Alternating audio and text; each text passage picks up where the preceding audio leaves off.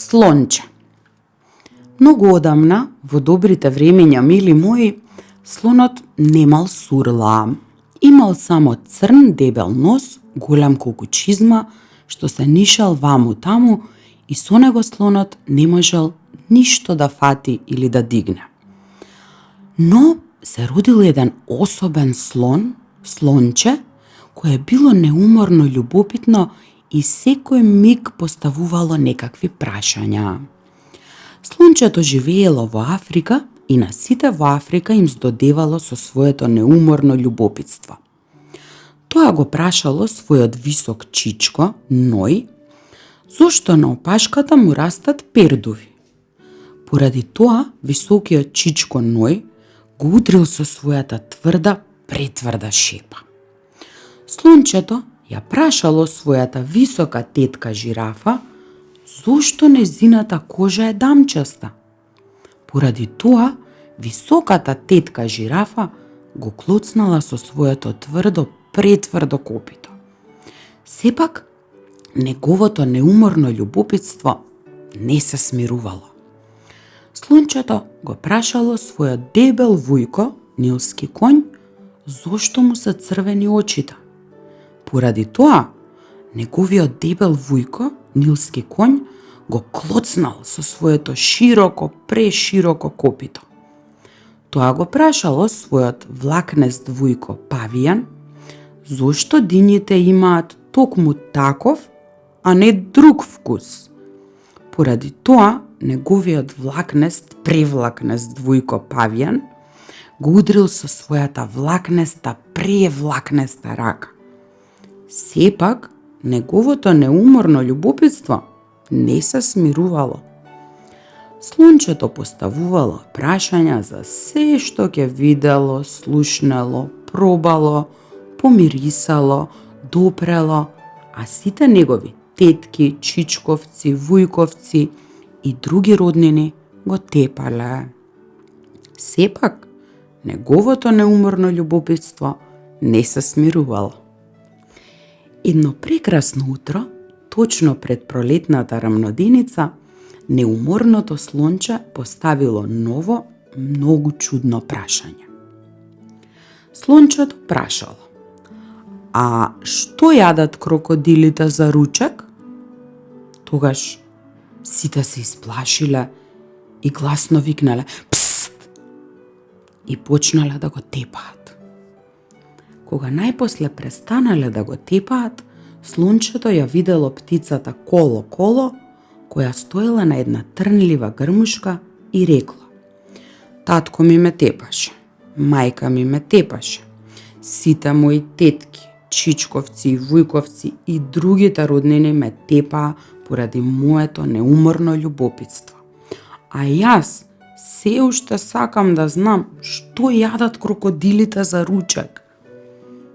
Тогаш птицата Коло тажно гракнала и му одговорила: оди на бреговите на големата сиво-зелена матна река Лимпопо, каде растат евкалиптуси и сами одвиди.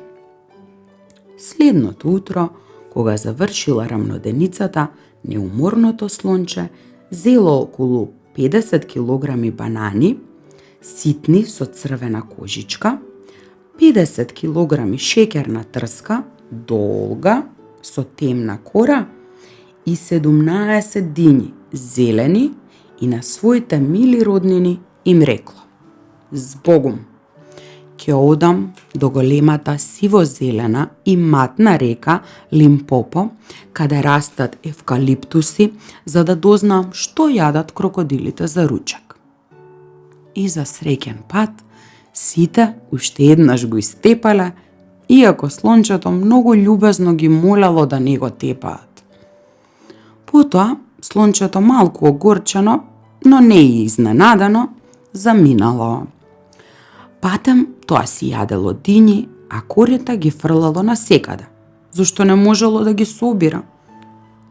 Слончето заминало од градот Грахам во Кимберли, а од Кимберли заминало во Хамовата земја, од Хамовата земја одело од запад кон североисток и цело време јадело дињи, додека не дошло на бреговите на големата сиво-зелена матна река Лимпопо, каде растеле евкалиптуси, која била точно таква каква што ја опишала птицата Коло-Коло.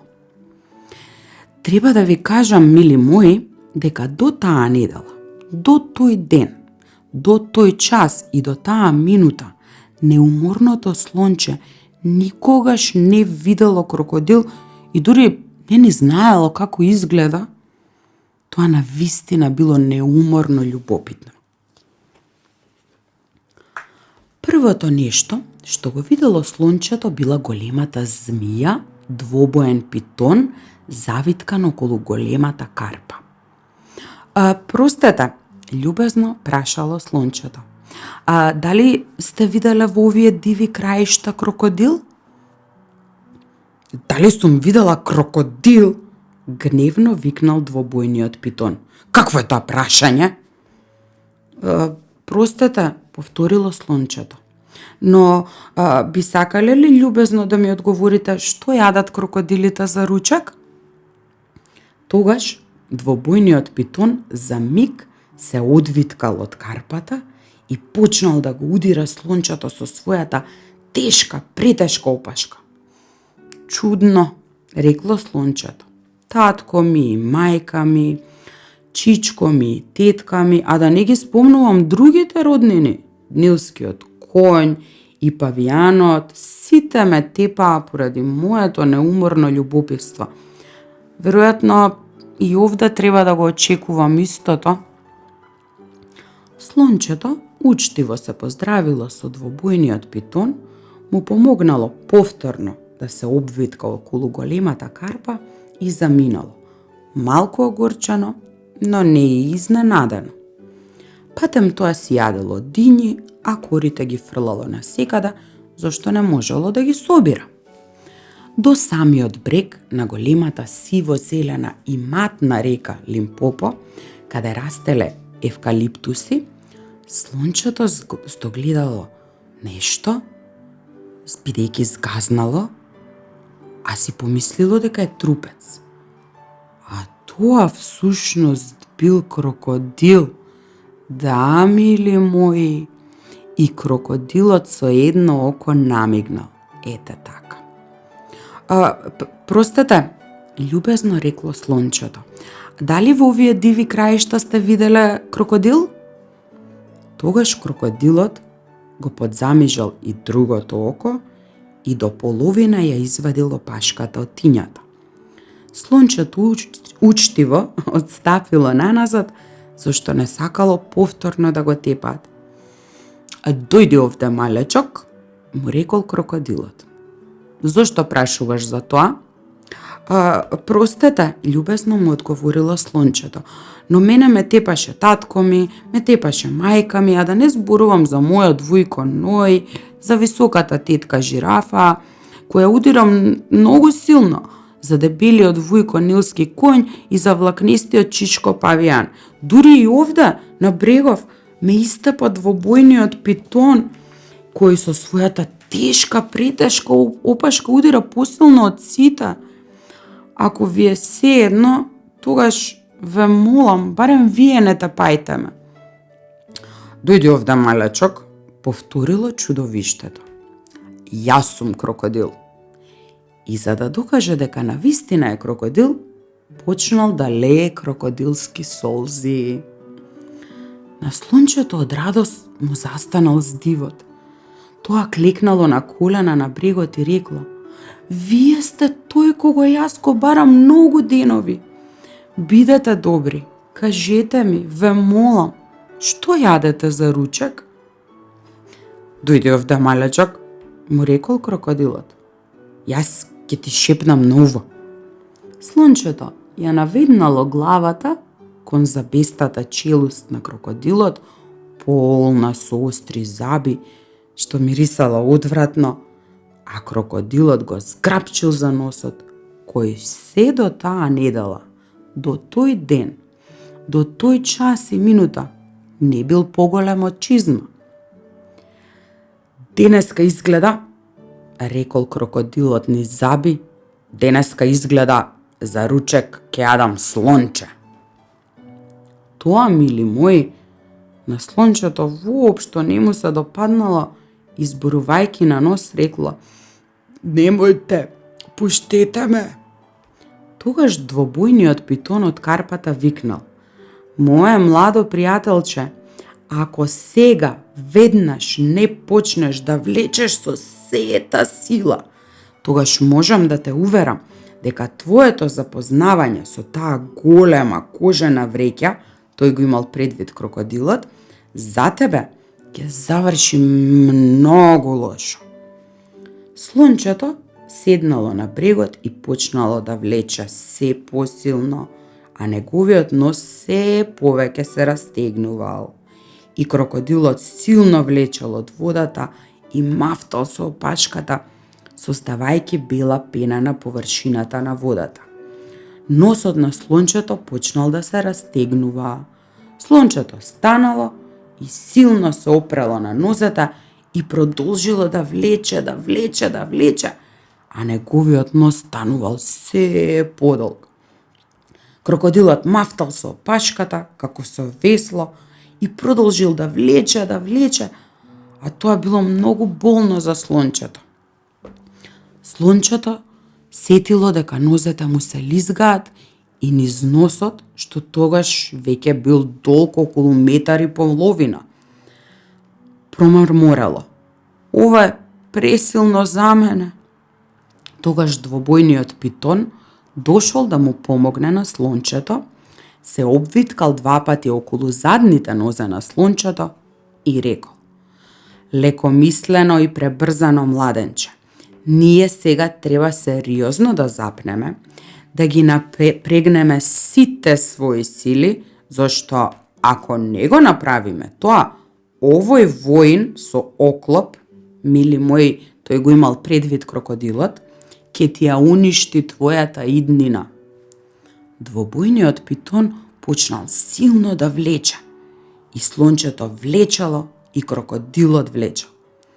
Но слончето и двобојниот питон влечеле посилно. На крајот, крокодилот го испуштил носот на слончето и плеснал во водата толку силно, што неговото плескање се слушнало по должината на целата сиво-зелена и матна река Лимпопо. Слончето паднало на грб. Сепак, тоа тогаш не заборавило да му се заблагодари на двобојниот питон, а потоа почнало да го лекува својот издолжен нос, го завиткало со свежи листови од банана и го спуштило во водата на сиво-зелената и матна река Лимпопо за да го олади. "Што правиш?" го прашал двобојниот питон. Простете," рекло слончето, "но мојов нос го изгуби својот поранешен облик и јас чекам да се намали." "Треба да чекаш многу долго," рекол двобојниот питон. 3 дена слончето седело таму и чекало носот да му се намали. Но носот воопшто не му се намалил, а очите на слончето му станале шашливи. Вие сега веќе сваќате, мили мои, дека крокодилот му го истегнал носот во вистинска сурла, каква што денес имаат сите слонови. При крајот на 3-тиот ден долетала една мува и го каснала слончето на рамото и пред да биде свесно што прави, слончето ја дигнало сурлата и со неја ја отепало мувата. "Права предност," рекол двобојниот питон. "Ова ти не можеше да го направиш со поранешниот нос. Сега обиди се нешто да јадеш." Пред слончето да биде свесно што прави, ја истегнало сурлата, откинало голем куп трева, ја собрало со своите предни нозе и со сурлата ја ставило во устата. "Втора предност," рекол двобојниот питон. "Ова ти не можеш да го направиш со поранешниот нос. Не ти изгледа ли дека овде сонцето силно припека?" Вистина е така, рекло слончето. Пред слончето да биде свесно што прави, со сурлата собрало тиња од големата сиво-зелена и матна река Лимпопо и ја плеснало врз главата. Така си направило ладна облога на главата, што му течала за душите. Трета предност, рекол двобојниот питон. Ова ти не можеше да го направиш со поранешниот ност. А не сакаш ли пак да те тепат? Простете, рекло слончето, воопшто не сакам. А сакаш ли ти некого да истепаш? Продолжи двобојниот питон. Сакам многу, одговорило слончето. Добро, ќе се увериш колку е полезен твојот нов нос за таа работа, објаснил двобојниот питон. Ви благодарам, рекло слончето. Ќе постапувам според вашиот совет. Сега мислам дека е време да се вратам дома кај моите роднини и врзнив да ја испробам мојата сурла. Слончето заминало дома, патувајќи низ цела Африка, свивајќи ја и вртејќи ја својата сурла. Кога сакало да јаде овоше, тоа плодовите ги кинело со сурлата од дрвјата, а не чекало како порано самите да паднат. Кога сакало да јаде трева, тоа не наведнувајќи се откинувало со сурлата, без да ползи на колена како порано. Кога го каселе муви, тоа со сурлата откинувало гранка од дрвјата и со неа ги тепало мувите. Кога сонцето припекло, тоа со сурлата си правело ладни облоги од тиња и така се ладело. Кога ќе му здодеело долгото патување низ Африка, тоа ќе запеело низ сурлата, а звукот бил посилен од звукот на бакарните труби.